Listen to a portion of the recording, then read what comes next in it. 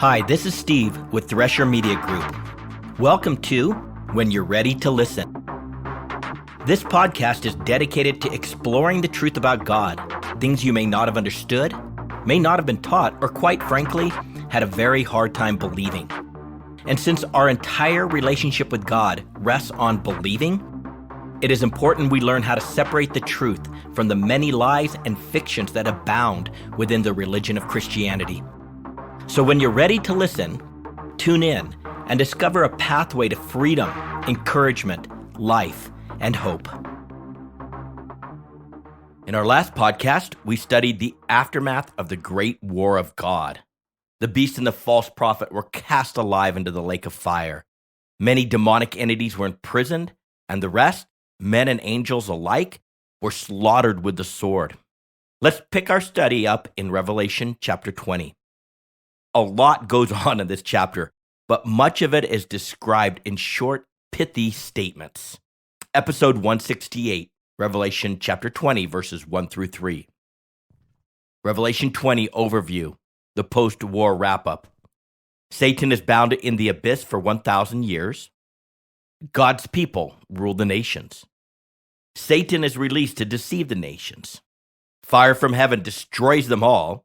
Satan is thrown into the lake of fire, the great white throne judgment. Let's read the chapter and then we'll dive into verses 1 through 3. Revelation 20, 1 through 15. Then I saw an angel now coming down from heaven, now holding the key to the abyss and a great chain in his hand. And he laid hold of the dragon, the serpent of old, who now is the devil and the Satan, and bound him for 1,000 years. And he threw him into the abyss and shut it and sealed it over him, so that he may not deceive the nations any longer, until the 1,000 years might be completed. After these things, he now must be caused to be released for a short time. Then I saw thrones, and they that sat on them, and judgment was caused to be given to them. And I saw the souls of those who caused to being afflicted because of their testimony of Jesus, and because of the word of God, and those who had not worshipped the beast or his image, and had not received the mark on their forehead or on their hand. And they lived and reigned with Christ for 1,000 years. The rest of the dead did not come to life until the 1,000 years were caused to be completed. This, the resurrection, the first. Blessed and holy he who is now having a part in the resurrection, the first. Over these, the second death now has no power, but they in the future choose to be priests of God and of Christ, and in the future reign with him for 1,000 years. And when the 1,000 years have been caused to be ended, the Satan will in the future go out from his prison and will come out to deceive the nations that are at the four corners of the earth, Gog and Magog, to gather them for battle. Their number is like the sand of the sea. And they marched up over the breadth of the earth and surrounded the camp of the saints, and the city caused to being loved. But fire came down from heaven and consumed them. And the devil who is now deceiving them was caused to be thrown into the lake of fire and sulfur, where the beast and the false prophet were. And they will in the future be caused to be tormented day and night forever and ever. Then I saw a great white throne, and he who chooses to now be sitting on it. From his presence, earth and heaven fled away, and no place was caused to be found for them. And I saw the dead, great and small, having been standing before the throne, and books were caused to be opened. Then another book was caused to be opened, which now is the book of life. And the dead were caused to be judged by what was caused to being written in the books, according to what they had done. And the sea gave up the dead who were in it. Death and Hades gave up the dead who were in them. And they were caused to be judged, each one of them according to what they had done. Then death and Hades were caused to be thrown into the lake of fire. This now is the second death, the lake of fire. And if anyone's name was not caused to be found to being written in the book of life, he was caused to be thrown into the lake of fire. Satan is found and bound. Revelation chapter 20, 1 through 3. Then I saw an angel now coming down from heaven, now holding the key to the abyss and a great chain in his hand. And he laid hold of the dragon, the serpent of old, who now is the devil and the Satan, and bound him for 1,000 years. And he threw him into the abyss and shut it and sealed it over him, so that he may not deceive the nations any longer, until the 1,000 years might be completed. After these things, he now must be caused to be released for a short time. For the most part, the Revelation narrative has been focused on the beast and the false prophet, and not so much the devil, the Satan, the dragon, the serpent of old. He appeared in 4 of the letters to the churches, to Smyrna, Pergamum, Thyatira, and Philadelphia. And then he appeared in Revelation 12, where we were given an image of the dragon, also referred to as the serpent, who wages war against Israel and her offspring, who are the followers of Christ.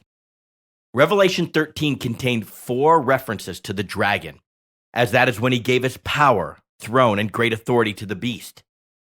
Then he shows up once in Revelation 16, where we are told that frog-like spirits of demons come out of his mouth. Yes, the Satan is possessed by demons. And they go convince the kings of the earth to war against the Lamb.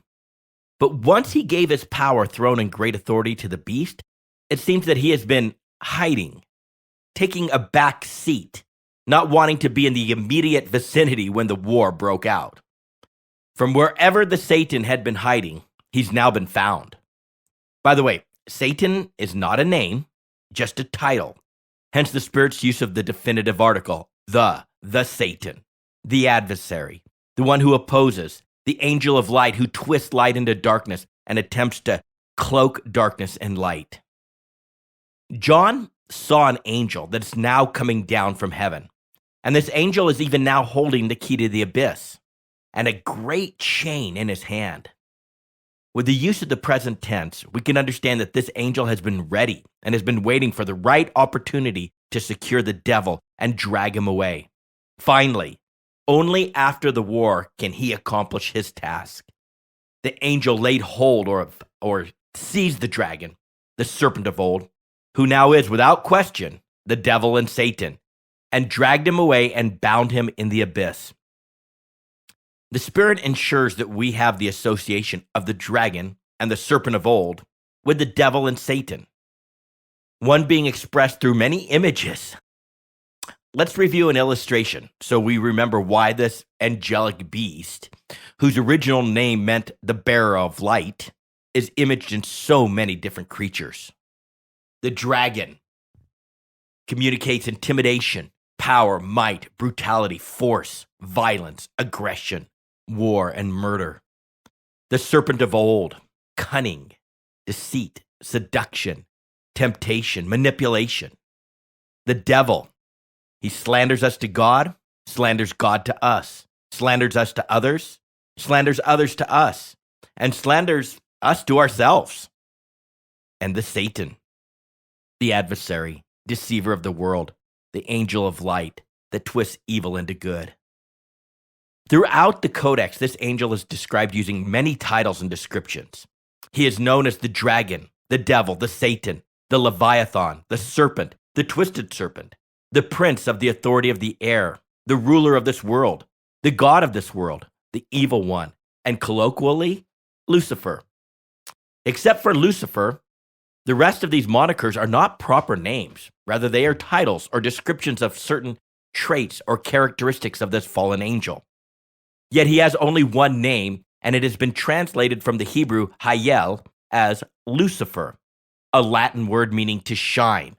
And this Latin rendition of his name has stuck throughout the ages. Roman folklore ascribed the name Lucifer to the planet Venus, as the evil one is often presented in ancient poetry as heralding the dawn. Accordingly, the original Hebrew, Hayel, can be translated into English as shining one or morning star. How you have fallen from heaven, O star of the morning, son of the dawn. The Latin translators just chose to use Lucifer, which means light bearer, and that has stuck as a proper name and has been used ever since. This name, Shining One, in effect describes his original purpose, how God created him as a bearer of light, as a firm promise of a new day, which is why it is so ironic that when we are first introduced to matters regarding the cosmos, this fallen angel, this twisted serpent, coiled himself around the earth and covered the earth in darkness. Today, we know that even the Satan now chooses to transfigure himself as an angel of light, as do his servants. They now choose to transfigure themselves as servants of righteousness. This false light that they possess is a tool of deception, a guise of the serpent. This is why Jesus said, "If then the light that is in you is darkness, how great now is the darkness." This one creature has been found all throughout the Codex, is finally captured. This serpent was in the Garden of Eden and was the impetus behind the Eve imprint, whereby mankind became convinced that they can be good like God. The devil, Satan, is the enemy of the people of God, for he even now accuses them day and night and opposes them in all they do. And this dragon is the one who viciously crushes and destroys anyone in his way. This powerful foe who has dominated the world and seems so invincible is now himself dominated and subdued. And by his capture, the lies of this serpent are finally exposed before all. He is not God and will never be God, much less like God. And no one who follows him will ever be like God. He will not ascend to the heights of heaven. Rather, he will be dominated and subdued and descend into the bowels of the abyss and ultimately forever destroyed in the lake of fire. Why an angel and not Jesus? It seems a bit odd that Jesus did not himself dispatch the devil to the abyss, but called on an angel to do it. Jesus comes back to earth in this epic scene and with a word subdues and slaughters all those who gathered against him. It seems that it would have added to this epic narrative if he would have taken this dragon by the neck, shook him around a bit, and tossed him into the abyss, or even just flicked him with his finger and sent him rolling down the hole into the blackness of the abyss. But Jesus stays out of it. As far as statements go, Jesus manhandling the devil would have been a powerful reminder to everyone that he, Yahweh, is unassailable, that though he has come in the flesh, he is God. But perhaps Jesus staying out of it is an even more powerful statement. He is communicating to all those in the unseen realm that manhandling Satan is not worth his time or effort. It is beneath him. He has already arranged for a servant to take care of this task. Why now? Why not before? If this angel is now holding the key to the abyss and is now coming down, then why did he not do this earlier? If he is capable of dominating and subduing the devil, why did he wait so long? The answer just might give us some insight into the functioning of the spiritual realms. We already learned in Jude 10 that taking down Satan is not an easy task. Michael, a spiritual prince and archangel, when he disputed with Satan about the body of Moses, he did not dare cast a railing judgment against Satan, but said, "The Lord rebuke you." Though an archangel, Michael did not have the power or authority to take on this prince who, in terms of power and authority, seems to be at the top of God's created beings. That is why in Job 41, he is imaged as the mighty Leviathan, the great fire-breathing dragon, the one who is king over all the sons of pride. But the spiritual world of darkness seems to operate on cooperative power, which is why Satan himself is possessed by miracle-working frog-like spirits of demons. Satan needs the help of other entities to pull off his deceptions and his battle plans. Even though there is this clear hierarchy of authority with Lucifer being at the top, these demonic beings cannot, like Michael, call on the name of the Lord for power. They gave up that privilege, so they rely on their cooperative power. Keep in mind, the dragon gave up his power, throne, and great authority to the beast. And the beast, at this point in the narrative, has been tossed into the lake of fire. Oops, I guess the dragon did not see that one coming. And as for the rest of the hosts of heaven on high and the kings of the earth on the earth, upon whom Lucifer relied, they are confined in prison, waiting to be punished. So if there was ever a time when Lucifer was at his most vulnerable, it would be now. This is the time he is alone and exposed. This angel has his assignment. Even now he is coming. He now has the key to the abyss in his hand, and he is waiting for this time of vulnerability when he can lay hold of and seize the dragon and bind him. 1,000 years. And he laid hold of the dragon, the serpent of old, who now is the devil and the Satan, and bound him for 1,000 years. And he threw him into the abyss and shut it and sealed it over him, so that he may not deceive the nations any longer until. Though unseen, the spiritual realm is extremely tangible and shares the same space as the physical world. When the beast was first released from the abyss and he entered the unseen realm of the physical world, an angel with a key had to literally open it up, in the sense that there is a lid or a door of some sorts that was shut and which held the beast and his scorpion-like demonic hordes captive. In like manner, the abyss is again shut and sealed over, preventing the devil's escape. The seal, which is some sort of mark or emblem, is sort of a do not touch indicator, and it serves as a warning to anyone who would try to break into this place. We can liken it to the seal which the Romans placed on Jesus' tomb, indicating that there would be death to anyone who would even try to break the seal. The purpose of this internment is so that the dragon will not be free to deceive the nations during the time when Christ rules upon the earth, and his emissaries, his wife, rule along with him as the Lord's royal princes and priests. However, unlike the internment of the beast, which still allowed the beast to have influence in the realm of humanity, there is a complete lockdown on the devil. Hence, the seal operates both to shut him in and keeps others out. He may not deceive the nations any longer. Life without the devil. Finally, after all this time, there will be a temporary reprieve on the earth from the terrible haunting of fear, doubt, lies, hate, accusation, deception, slander, manipulation, and evil which Lucifer has incessantly inflicted upon humanity. The Codex tells us that this would happen. The spirit of prophecy revealed that the serpent would be punished. This is a truth that is intended to give all God's people hope. Yahweh declared it in advance and predicted not just his punishment, but ultimately his demolition, which will come at the end of the 1,000 years, when he too, like the beast and the false prophet, is thrown into the lake of fire. Isaiah chapter 27, verse 1. In that day, Yahweh will punish Leviathan, the fleeing serpent, with his fierce and great and mighty sword, even Leviathan, the twisted serpent, and he will kill the dragon who lives in the sea. Let's quickly break this passage in Isaiah down so we understand all the references. In that day. In the Codex, the phrase "in that day" is used to speak of the day of Yahweh's glory, the day of his judgment.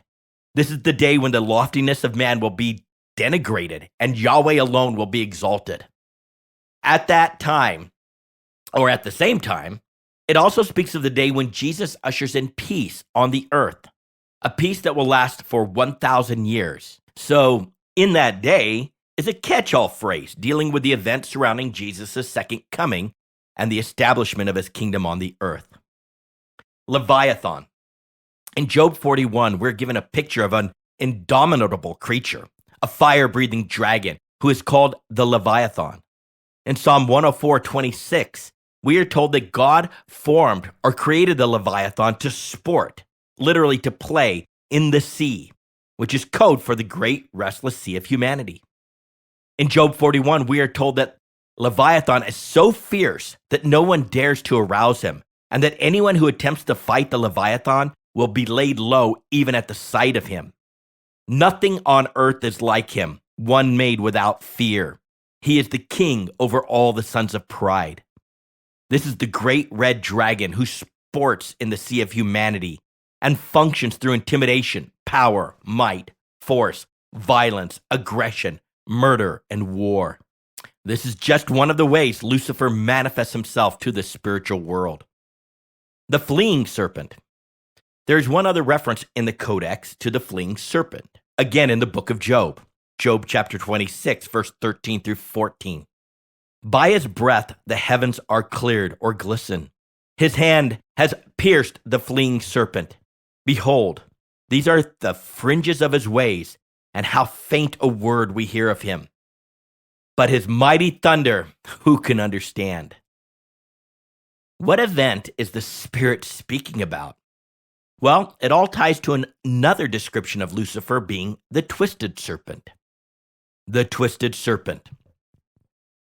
Lucifer, like a serpent, twisted himself around the world, squeezing and squeezing, cloaking it in darkness, causing the earth to be formless and void. In Hebrew, tohu wa bohu.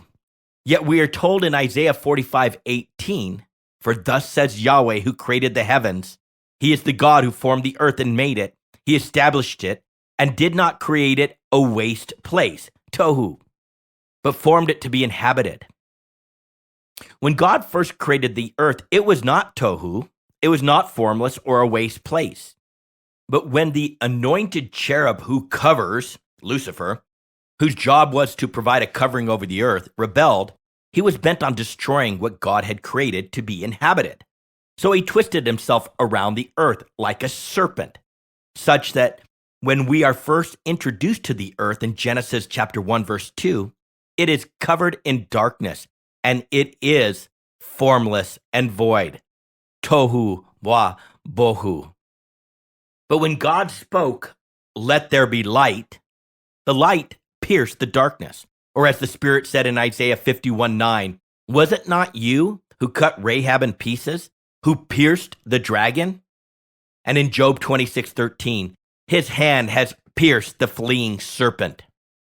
Once pierced, Lucifer uncoiled his grip over the earth, and he fled the light. Hence he is called the fleeing serpent. The point of all this is that the Spirit gave us a roadmap to follow, a revelation of what was and what is to come. In this one passage, the Spirit tells us of Lucifer's future punishment. Yahweh will punish Leviathan. And then he tells us that when it is all said and done, Yahweh will kill the dragon who lives in the sea, the restless mass of humanity. And yes, this angelic entity, the covering cherub, the twisted serpent, the fleeing serpent, will get his comeuppance. In using these identifying features, it's as if the Spirit just pokes a stick in Lucifer's eye and declares to Lucifer that he lost and that all that he tried to do in his petty rebellion was in vain.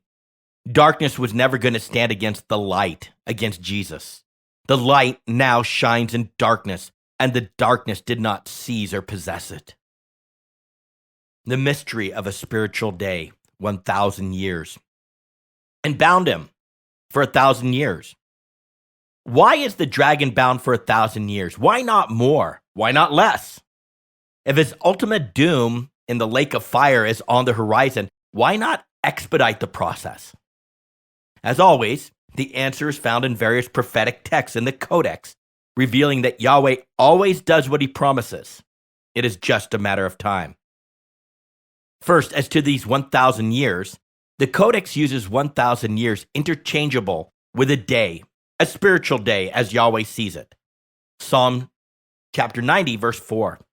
For 1,000 years in your sight are like yesterday, when it passes by, or as a watch in the night. 2 Peter 3:8. But you are commanded to now not let this one fact escape your notice. Beloved, that with the Lord, one day is like 1,000 years, and 1,000 years like one day. The Spirit equates one day with 1,000 years. But why? Why is this significant? Why does he want this little fact to not escape our notice, such that he commands us to not ignore this truth? Perhaps this is one of his clues, challenging us to search across the Codex for more understanding. There is a prophetic mystery in the book of Hosea that, like a puzzle box, requires a special code to open. Specifically, that understanding about a spiritual day equating to 1,000 years.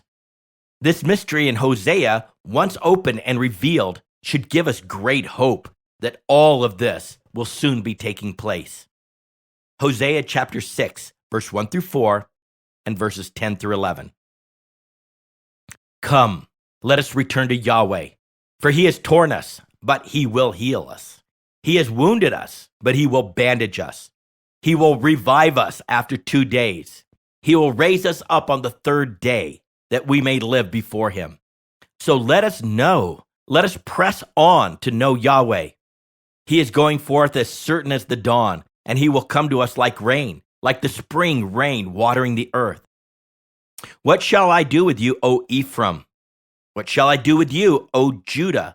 For your loyalty is like a morning cloud, and like the dew which goes away early. In the house of Israel I have seen a horrible thing. Ephraim's harlotry is there. Israel has defiled itself. Also, O Judah, there is a harvest appointed for you when I restore the fortunes of my people. This passage is rich in meaning. Hopefully you will have picked up on the code and the use of Ephraim's history to speak of the Gentiles who were called into the household of God and yet remained bound to the harlot, as well as the defilement of Israel, the Jewish people who refused to believe in their Messiah.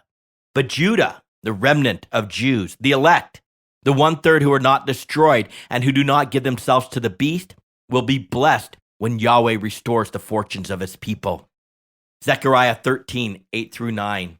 2/3 of the people in the land will be cut off and die, says Yahweh, but 1/3 will be left in the land. I'll bring that group through the fire and make them pure. I will refine them like silver and purify them like gold. They will call on my name and I will answer them. I will say, these are my people, and they will say, Yahweh is our God. Now, let's return to Hosea. He will revive us after 2 days. He will raise us up on the third day, that we may live before him. Equating 1,000 years to a spiritual day, it prophetically reads, he will revive us after 2,000 years. He will raise us up on the third 1,000 years. This implies that sometime after 2,000 years, 2 days, Jesus will return. It is estimated that as of 2024, it has been 1,991 years since Jesus' crucifixion, and 2,024 years since his birth. That means that this third 1,000 years is soon upon us. Of course, it all depends on how much time is connected to the phrase after, which is probably like the word soon, and we all know how precise that word is in terms of matching our expectation of God and time. But the point is that back in the book of Hosea, which was written likely between 752 to 715 BC, Yahweh gave us a prophetic clock for the coming of his kingdom, the time when the elect of Judah and the righteous of Ephraim will be raised up and live before him as he rules and reigns on this earth. For that third day, Jesus was resurrected to a new life on the third day, and so will his people. And to secure the harvest that has been appointed to Judah, the dragon must be locked away for this third day, so that he may not deceive the nations any longer, and can do no more destruction to the earth or to those who dwell therein. Fiction alert. Fiction alert. Could this be happening now? It might surprise you to know that there is a large group of people who believe that Satan has already been bound in the abyss and that we are symbolically living in this 1,000-year period. In short, they believe that Christ is ruling from heaven, but his rule is visibly and practically manifest on earth through the church. They say that though Satan is exiled into the abyss, he still exerts influence over the world. However, he is powerless to obstruct the spreading of the gospel to the nations. This, they say, is the evidence that Satan is bound in the abyss and cannot deceive the nations any longer. Sadly, the teachers of this belief system ignore what the Spirit said in terms of the impact of Satan's internment and replaces the Spirit's words and his explanation for their words and their explanation. The evidence. When Satan, the devil, the serpent, the dragon is bound in the abyss, the Spirit said nothing about spreading of the gospel and Satan's power to obstruct it or not. He specifically said that Satan may not deceive the nations any longer. In the Greek, this word translated deceive means to roam or to go astray. Thus, during his internment, Satan may no longer influence the nations of the world to go astray from following God. There, however, is nothing in this text about spreading the gospel to the nations. We can safely conclude that this event is still slated for the future and has yet to take place because the nations are still deceived. Despite the spreading of the gospel to an unprecedented scale, the nations are still being influenced at an alarming rate to go astray from Yahweh. Nation after nation is being labeled as post-Christian, including America, as the gods of this world take a tighter control of the nation's hearts, minds, souls, and strength, discarding truth and replacing it for all manner of delusion. Besides, based on what we learned about the ways of the harlot, Satan does not seem to be focused on obstructing the spread of the gospel. Such efforts are more of a ruse, which tends to reinforce the narrative of the harlot and the tricks she uses to ensnare her victims. Think about it. If those spreading the gospel face resistance, it reinforces in their minds that they must be doing the will of God. And so often they double down on their efforts and they plan, strategize, organize, recruit, and so on to ensure that they continue to do what they believe God wants them to do. It's a brilliant form of deception of which Christians never see coming. It seems that Satan does not seem to care if the gospel goes forth, if he can subsequently deceive the peoples to adopt the beliefs of the great city, Babylon the Great, and seduce the peoples into voluntary servitude, binding them to unclean spirits, unclean birds, and beasts, such that they live in a state of apostasy through religious delusion. From the perspective of Satan, this state of religious delusion is by far more powerful than the first state of blanket rejection of the gospel.